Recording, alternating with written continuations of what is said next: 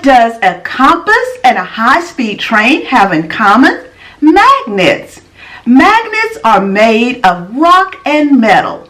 Magnets have what we call an invisible force that surrounds it. And when something gets close to this invisible force, like another magnet or certain types of metals, they attract to the magnet and they snap together.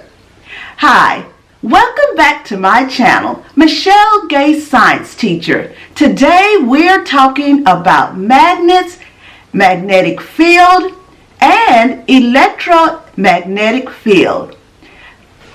We're going to do some experiments and have fun with magnets. Magnets have two poles, North Pole and a South Pole. North Pole and South Poles for magnets attract to each other, meaning that they will pull together. Notice the space in between the two magnet bars? Well, that is the field, the magnetic field, and that field is pulling on these magnets to attract. I don't even have to move my hands.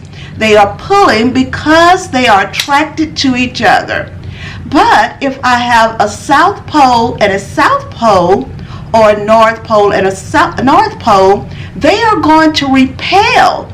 That means they're going to pull from each other instead of attracting to each other. So notice that the magnet does not want to come to the other magnet unless it flips, but it's repelling away. It's actually moving. It's repelling away so much it's beginning to move. Look at this.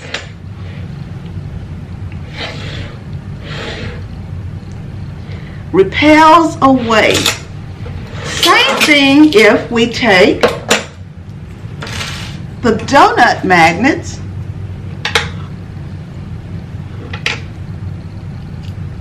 and I'm going to see if I can get the south, the north and the north, or the south and the south. I got some in my hand. Okay, so see, it's moving away. Or it flips to it. You have to be careful and don't get too close to it. Scoots away. That magnet is scooting because it doesn't want to attract. So the force is it repels away. But if we want it to attract, all we have to do is have north and south where they will attract to each other.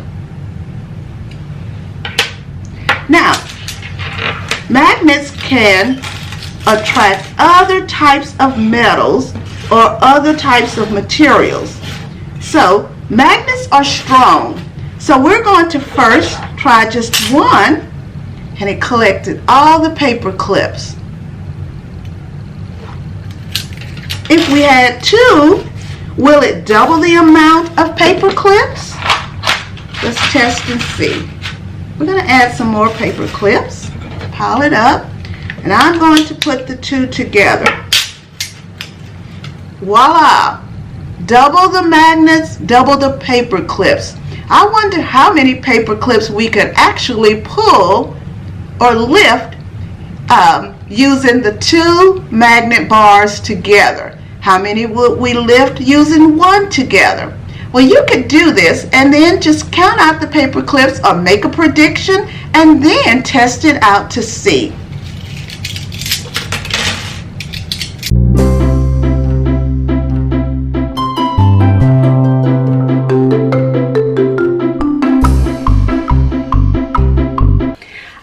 Earth is one giant magnet. It is because the Earth's core is made of iron, and so our Earth has one giant large magnetic field. The strongest part of the magnetic field is going to be at the North Pole and the South Pole. Remember I explained that when you have the North Pole and the South Pole come together, they attract. Well, what do you think is being attracted with the North and South Pole for our Earth? Do you think gravitational pull has any play when it comes to the magnetic field? Think about that. But we're going to look at the compass. We're going to see how the compass can be used because of our magnetic field around our planet. Let's look at the compass rose. If you notice, the needle is sort of shaking, but notice that this needle is surrounded by the north, south, east, west, and it has numbers on it. A compass rose is made with a magnetized needle. This needle, when it is attracted to the south pole of the earth, because remember north, south, the north part of the needle is attracted to the south part of the earth, so the needle will go in the direction and tell you what direction you're going in. Now, the needle will move in a magnetic field. So I'm bringing this close. So notice how the needle is moving now because it's in a magnetic field. So it is assuming right now that this must be the North Pole. Let's see if I turn. This must be the North Pole. Let's turn to the south and see what happens. All right, so now we have the South Pole, and now the needle is attracted the north part of the needle, the red part. When we pull away from that magnetic field, that needle slows down and stops. So where the needle is located, it tells us where we're located or the direction we're going in. Like, it's good for people who are hiking. It's good for people who are sailing, that just go out on a sailboat and sailing if they need a compass. Did you know that in China years ago, the Chinese people, they get the credit for the compass, because they had a needle that was magnetized and they put it in the water and it moved in a certain direction. So I'm going to move slowly my magnet, the South Pole, so you can see that we're still going in the right direction with our compass. I put together a simple electrical current. I put a battery into the battery holder and put 2 clips on the end. And we're going to see if we have a magnetic field. If we do, the needle on the compass is going to move in that area. So let's just hold it right here. Notice the needle is moving. It is in the magnetic field. When this occurs, we have energy transforming. We have chemical energy that's in the battery transformed to electrical energy, and electrical energy transformed to motion energy when the needle starts to move. So let's look one more time at this needle moving. Let's make sure I got the right side of the poles.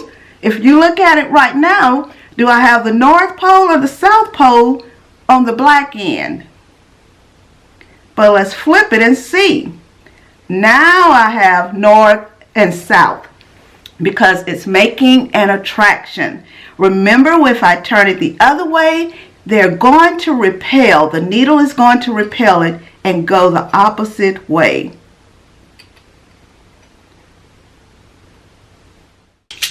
Remember, magnets repel and attract. And we use magnets in many resources today. We use it in the MRI, which is a machine that can scan bones, scan the inside of people to find different things to help the doctors decide what is wrong with them. Fans have magnets. The compass has magnets. The speed train has a magnet, and it has a magnetic force that helps it to jet around quickly and fast. Magnets are used in so many things in everyday life. Even your refrigerator we put magnets on there just to hold papers. But magnets are important, and we're able to use them. You can look and research and find other ways that magnets are used every day and why it is important. Well, friends, this is the end of this video, but I look forward to seeing you in my next one. Remember, if you haven't subscribed to my channel, click that subscribe button below to Michelle Gay Science Teacher so that you don't miss any uploads of my videos. All right, see you next time, guys.